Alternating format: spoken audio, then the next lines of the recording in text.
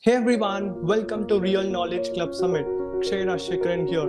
Today we have another truly a fascinating dream guest. He's none other than Neil Patel. Neil Patel is basically a New York Times best-selling author, Forbes rank him one of the top 10 digital marketers. On Entrepreneur magazine tells he has created one of the 100 most brilliant companies, and he is the top entrepreneurs by the age of 30. Like Barack Obama, the 44th president of United States, held that, and top 100 entrepreneurs by United Nations. He is also the co-founder of four multi-million dollar companies like Crazy Egg, Hello Bar, Quick Sprout, and Kissmetrics. It's a great honor to have Neil Patel. His honesty, integrity, and simplicity inspires us. Even though today he has his son who is like 1 year old who was not well, still he came sharing his coming here and sharing his knowledge. That shows how simple and how humble he is. Without any further delay, let's all welcome Neil Patel to Real Knowledge Club Summit. Hey, thanks for Great having to me. have Really you. appreciate it. Thank you so much, Neil Patel, for joining us here. Yes, and yeah, yeah, Neil Patel. We are so curious to know about your story and your journey, how you went from India to United States. So I wasn't born in India. My Okay. mom was born in Gujarat. My Hmm. dad's family is from Ahmedabad. And what is it called? My dad's family eventually moved to Uganda. Okay, Yes. and then the Indians were exiled out of Uganda a long time ago. United Kingdom took in refugees.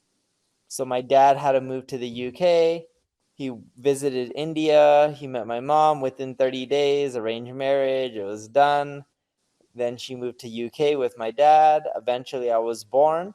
From the UK, my mom wanted to move to California because it was too cold in the UK. And that's how I ended up in the United States. I've been to India. I come again to India end of this month in January in Mumbai for some conference. I don't know what it's called. But I've been to India many times. I love it there. We even have a company in India, NP Digital, our ad agency. We have an India division called NP Digital India, where we help India companies grow like Tata and even American companies that are global like PwC with the marketing in India and so forth, so on. But yeah, I was never born in India. I born in UK, grew up in the United Okay. States, been back to India many times. I'm 100% Indian. My last name's Patel, as you know. I understand Gujarati. I can speak it. I cannot write it. I don't understand Hindi, but I can speak Gujarati fluently. Absolutely. That's super amazing. And you are like a godfather for all the bloggers, SEO experts, everyone, right? I've been following you since almost 4 years, 5 years, right? And what will be the top advice you want to tell if they have to rank on Google on the first page, right? What is the strategy? What are the best strategies? What works in 2023? Yeah, so it's funny. People used to focus on like link building a lot, but whenever you do a search on Google, it's not like you're like, man, this result should be number one because it has so many links. As a searcher, you never care about that. As a searcher, you care, I searched for this. Did the web page solve my problem as quick as possible? And was I happy with it? If it is, then you stick around. If not, you click the back button, you go to the next result. If you like it, you stay. If not, you click the back button. So Google is focusing more on user metrics. What do users want? And that's what they want to rank. So in 2023, there's a few things that marketers should focus on that they probably don't focus on that has a huge impact on SEO. The first is brand. There's a lot of fake news, misinformation. Google has the E algorithm, EAT, expertise, authority, and trust. They actually just added experience to it. So experience, expertise, authority, and trust. Trust is the biggest factor, and they've even talked about it. What we found is Google trusts brands more. If you actually have a really solid brand, you rank a lot higher. So we had this campaign. We had a lot of people search for my name, Neil Patel, and it made my ranking shoot up for terms like online marketing and digital marketing. And I started just ranking much higher. So Google's looking at a factor of how many people are typing in your brand on Google and searching for it. If you look at the top 10 search queries, I think almost all of them, not all, but almost all of them, 80 or 90% of them are all brands. So brand searches are very important to Google. If you can end up building a more popular brand, and you can do that by being omni-channel, posting content on social, creating a blog, participating in offline events, all this helps with brand building. The second thing is how can you answer people's problems as quick as possible? The quicker you answer the problems, the better you're going to end up ranking, because that's user metrics. When someone goes to your page, you want to make sure that you're answering their questions and as quick as possible. The third thing is how fast is your website load? Use a CDN. That's super important. Host your static and non-static pages from a CDN. That's what we do. It improves the load time and the experience.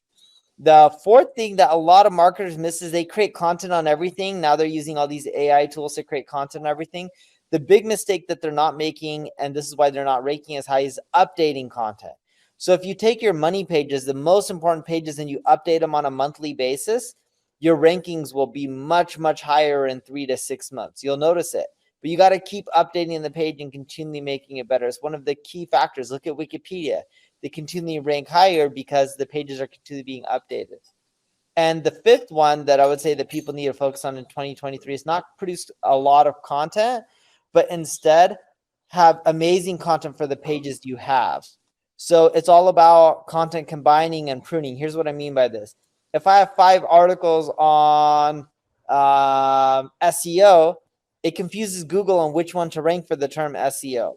So you want to start combining. About.com ended up doing this years and years ago in the United States, in which they merged a lot of their content, deleted the irrelevant content that wasn't getting any traffic from Google, focused their efforts on the popular pages, split them out into niche sites, and their traffic went through the roof.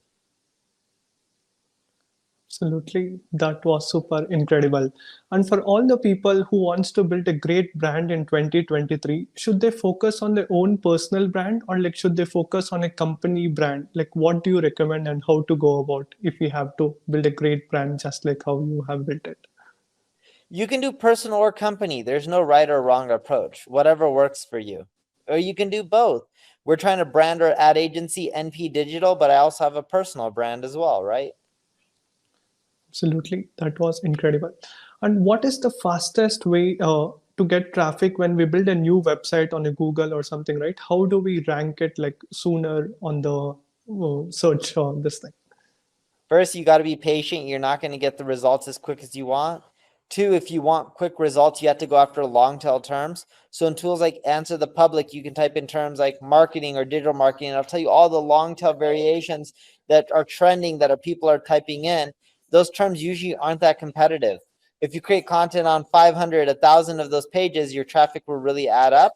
One or two of those pages, like if you create content for one or two of those keywords, it's not going to generate that much traffic. But if you have 500, 1,000, you'll start generating much more traffic.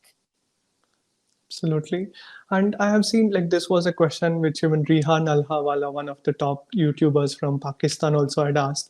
Like the chat GPT, does it replace like right now the copywriters, content writer, everybody is like listening this? It doesn't, because what personal experiences are in the copy when they're using Chat GPT? There's not much. The personal experiences, that data, that experiences, the case studies, all the scars, the battle wounds that you share when you write your content, that's what makes content amazing and unique. And Chat GPT is not there yet. Maybe in a year or two, potentially, but it's nowhere near there. Absolutely. And right now the technology is like so much booming, the AI, artificial intelligence, so many tools are coming, right?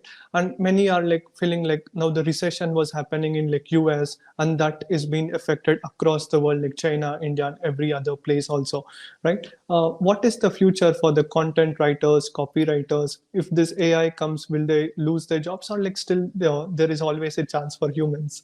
No, I think there's always a chance for humans to add in the creativity and the customization and the personal experiences.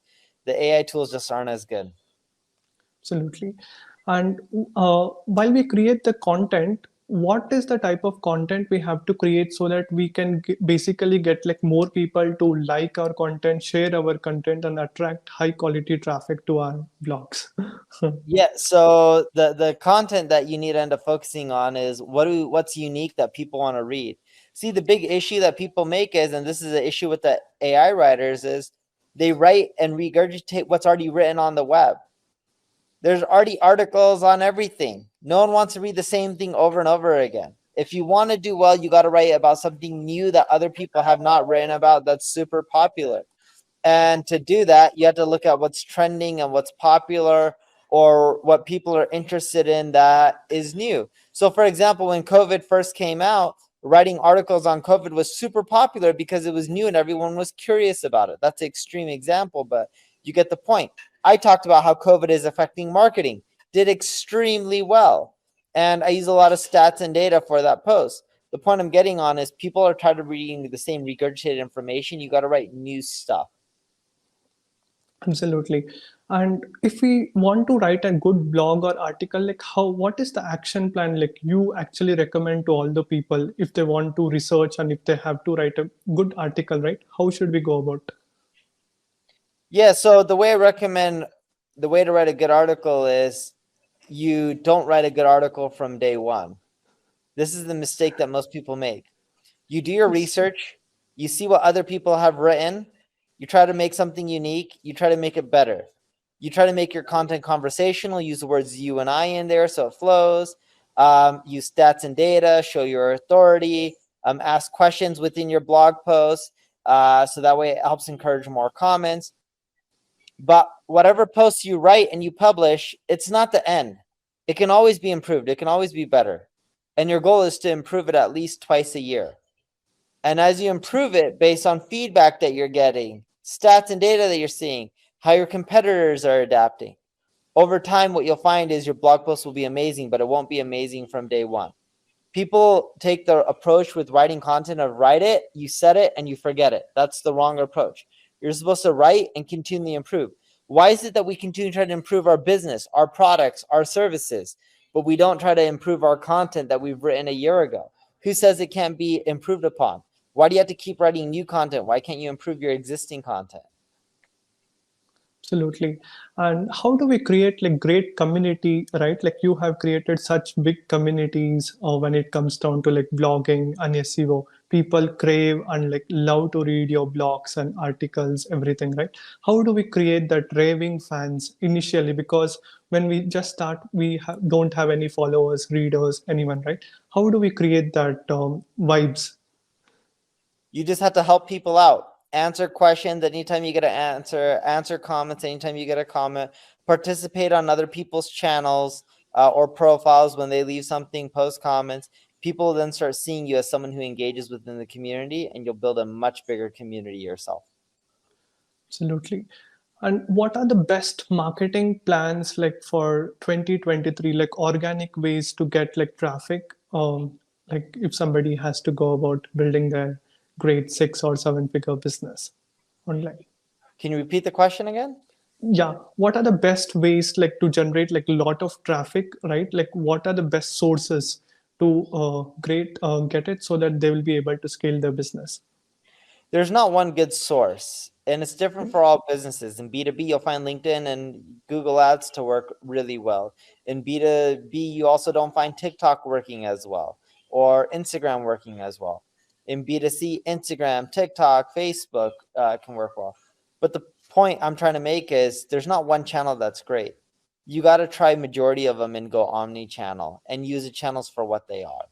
So, for example, at our ad agency, NP Digital, we don't tell customers to do SEO. We tell them to do SEO, pay-per-click, Facebook ads, Bing ads, TikTok marketing, Snap, Instagram, and the list goes on and on. Email marketing, conversion rate optimization. You're not going to build a big business off of one channel. You got to leverage multiple channels.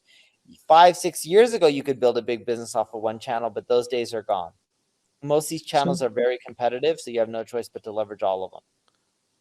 absolutely, that was super amazing. And how do we get that confidence? Like many people start their blogging or like SEO journey after a few days, they give it up, right? What are the ways like we can build that confidence and having that long term mindset? So the long-term mindset and the confidence comes with passion. So what we've Hmm. seen is when you're passionate about something, you'll do it for a long time because you love it. You won't give up because you love it, right? When you're not passionate and you're just doing something for the money, we see that people don't get the results. It's not too much about confidence. It's about, being consistent, and people tend not to be consistent when they're not passionate. See, when you love something, it doesn't matter if you have confidence or not. You tend to just do it because you love it.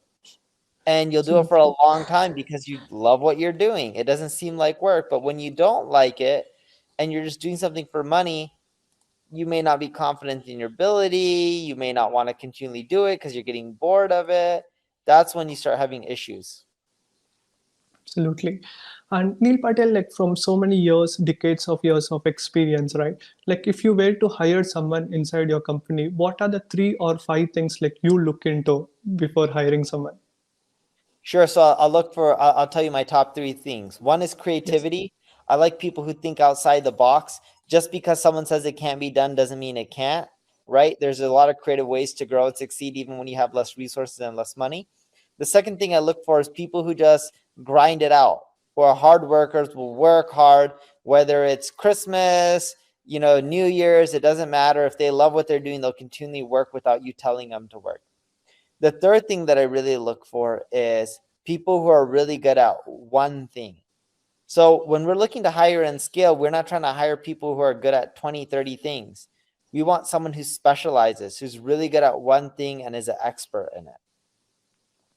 Absolutely. That was incredible because even I faced a lot of challenges when it comes down to hiring, getting good members. And yeah, the next question is like as a content writer, SEO expert, like if they have to get international clients who can pay anywhere between like $1,000 to like $10,000 for their services, how can people go and reach out to the business owners, potential people in like USA? Because a lot of people come from India or like Asian background, right? When they go out there, like communication or the messaging, many people reject them. What is the best way and how to approach if you have to get the clients? Yeah, so let's say you do marketing services and you're in India and you want clients from America. Yes. Well, first off, I would tell you, why not get clients from India? We have an agency in India. We don't outsource our American work to India. We do work for India companies in India. There's a lot of rich people in India. I think the second or third richest person in the world is from India, right? The Gotham, I don't Yes. know how to say his name. Mukesh Uh, Ambani. Yeah. Not Mukesh. There's Gotham something. He's Gautam Adani from yeah, Gujarat. Yes. yeah. So he is, I think, the second or third richest person right now in the world, right? Yes. Yes. And when you look at people in India, I don't know why they're trying to get business from America when there's so many big businesses in India. I myself am expanding to India and spending more time in India because there's so much business for us in India. There's so many multi-billion-dollar companies. Why not focus within your own region? I think India is a huge opportunity. We're seeing more growth in our agency in India than we are in America.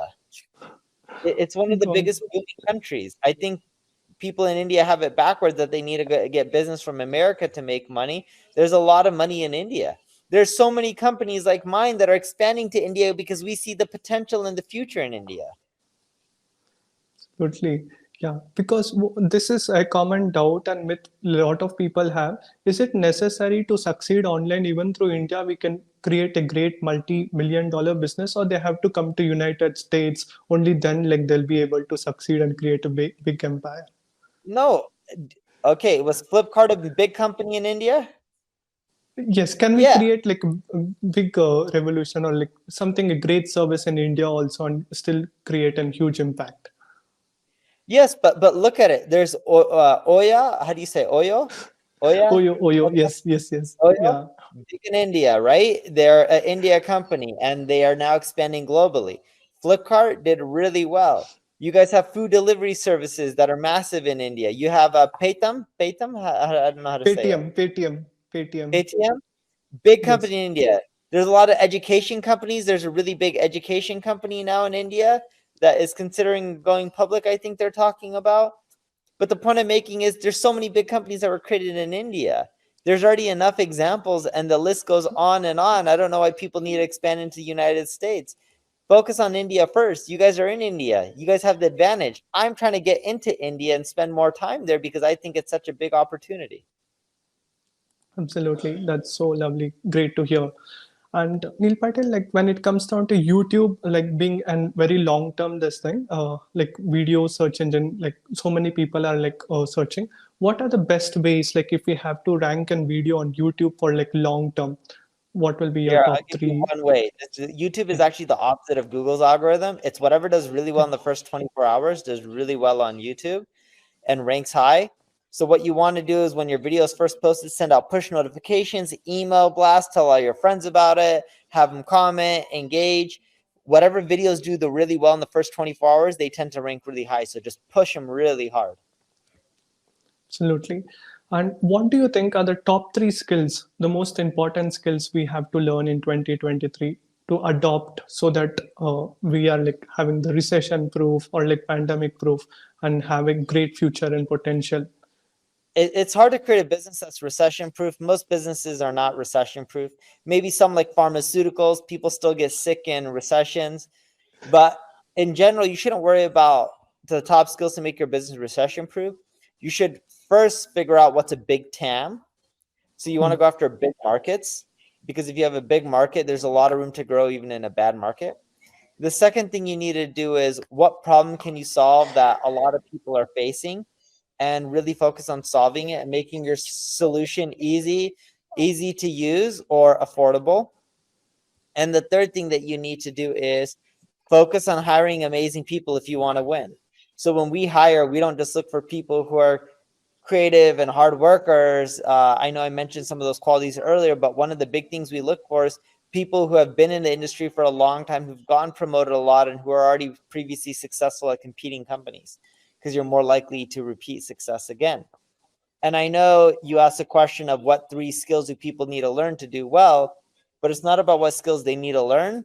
It's actually what kind of businesses do they need to get into and what kind of people do they need to hire to succeed, which is why I mentioned these three things instead. Absolutely. And like you would have gone through so many series of things in life. And how do we make effective decisions in life? As even Tony Robbins tells, right? Like the quality of our decisions determines the quality of income or impact we make. How do we make it like the best? So your decisions in life are going to vary, and some are going to be good and some are going to be bad. But the way I look at it is you need to learn from your decisions. What mistakes did you make from these decisions, and what can you avoid making? How can you avoid making the same mistake over and over again? If you do that, you'll start making better decisions in the future. Absolutely. And do we need a college degree to succeed in today's world if we want to do something great online, like It's not. IIT, Stanford, Harvard, or like we just have to go and put in the work, grind, and hone the You do craft? not need to go to IIT to succeed. It doesn't matter if you go to IIT or Harvard or MIT or Stanford, it doesn't matter. If you have the willpower and you work really hard, you can do well. My mom doesn't have the best degree. She did really well. She was born in Gujarat. It doesn't mean anything, you know? I know a lot of people who went to Stanford and Harvard, which are world-renowned schools, and they don't do well in life. I know people who didn't go to college and they do extremely well. You know, going to a good college doesn't mean anything. You should Absolutely. go if you want to be a doctor, though. It's required. If you want to be a lawyer or a doctor, some of these professions require it, but most do not. Do you basically check if your team members have like this degrees or like based on skills, like you hire them? Skill set. We don't actually look at degrees. We don't care if someone has That's a degree. that's super It's not part amazing. of our interview process. Yeah. And Neil Patel, are you ready for a rapid round, like where I'll ask like rapid round questions? Go for it. Yeah. Let's do it. Awesome. What are the top three or four books like you recommend all the people who are watching this Real Knowledge Club? I'm going to give one because if I give too many, most people are not going to read them. But my favorite Hmm, book that people should read is Principles by Ray Dalio. absolutely. Yeah, that's amazing. And what advice like you will give to your younger self, like if you're like again 20 years old, right? Like what will be the top three advices? One, learn from other entrepreneurs, learn from their mistakes and try to avoid them. There's a lot of autobiographies on people like Rockefeller and a lot of other amazing people. Learn from people's mistakes. The second thing that I would do is focus. I did too many businesses. You should focus. If you focus and spend all your energy on one, you're more likely to make it successful. The third is pick big TAMs. I try to create too many small niche businesses. The money is not in the niches. The money is in the big markets. Absolutely. And does a life partner play an important role in our business? It does. I'm married. I have 2 kids, and my wife encourages me. She pushes me to do well, and she supports me in every way, and it helps me focus more. Absolutely. And what is that one thing like you believe is to be true that nobody else believes that? I don't know. I don't think I have a belief that I believe is true that no one else really believes. One thing that I'm really big on is giving away stuff for free. I believe if you give away more stuff for free that other people charge for, there's better ways to make money than selling content or charging for software. For not all software, but there's a lot of software that could just be given away for free because the cost is not that much, and then you can offer people much bigger services or software solutions to sell them that would make you more money. Absolutely. And this is one question which many people have asked. What will be the advice like you will tell if they have to network and like learn fast, right? Because we see like you network, like you go to so many events, you speak at Affiliate World Conference, even like you are speaking at Funnel Growth Summit also, right? Like Rahul Sir, Saurabh Sir's summit in Yeah, that's the January. event. I didn't know the name, but yeah, that's the event I'm speaking at. That's super amazing. What will be the advice like you will tell for all the people why they have to attend those kind of session like events and how it has transformed your life attending different events? You just got to go and do it. If you don't do it and you don't network, you're not going to do as well. They say your net worth is your network. I can't put it a Absolutely. simpler way than you just got to do it. Absolutely. And here we have a question from the users. Long-term content versus short-term video. What will make more impact in 2023? Short form video is doing better than long form. So focus more on Absolutely. short.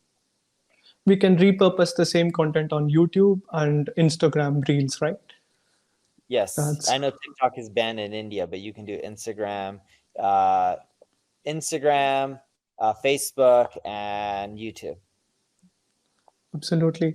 And what not to do in content marketing, which can decrease the trust of the audience, like customers, right? Like some common mistakes what people do because of that, they lose the trust of the audience. Well, the big issue that people make in content marketing is not about false information or losing their trust. The big mistake I see is people focusing on making their content full of keywords and long form. The big thing is your content needs to provide value and give people the answers as quick as possible. That's how you do really well with your content. It could mean it's 1,000 words or 2,000 words or 5,000, whatever it takes to give out the content message. It could also mean your videos are 30 seconds or a minute instead of 5 minutes. People want their answers as quick as possible. If someone's looking for how to tie a tie, right, for a suit, no one wants to read a 3,000 word article. They just want to see some images or a 10-second video that shows them how to do it. Absolutely. And your key main inspiration to your success today, where you are right now, Neil Patel, like if you have to name some of your mentors or like your gurus, who will be that? It's not any one specific mentor. It's actually a lot of reading. So I spend a lot of time, I still do each and every single day, just reading and learning.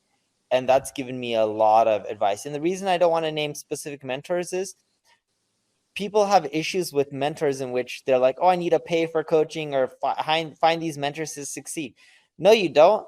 Whether it's Peter Thiel or Elon Musk or Mark Zuckerberg or Mark Andreessen or Doug Leone from Sequoia, you can find videos on YouTube and learn from them without even knowing them.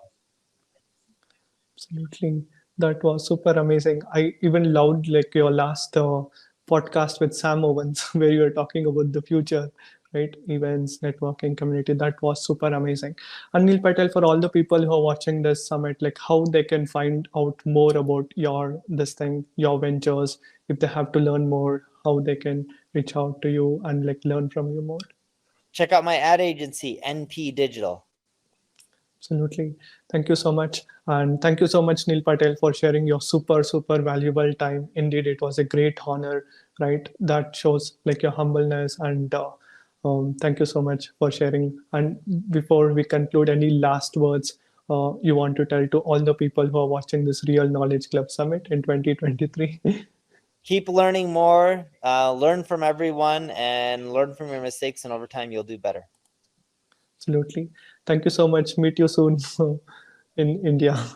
Yeah. Sounds And all the guys who wants to meet Neil Patel, he's coming to Delhi in India on 27th, 27, 28, 29th. Like you guys can meet Neil Patel. Okay, guys, thank you so much. Do share it with your friends, like, share, and subscribe. The more people we can impact, right? And yes, thank you so much once again, everyone. Have a great day.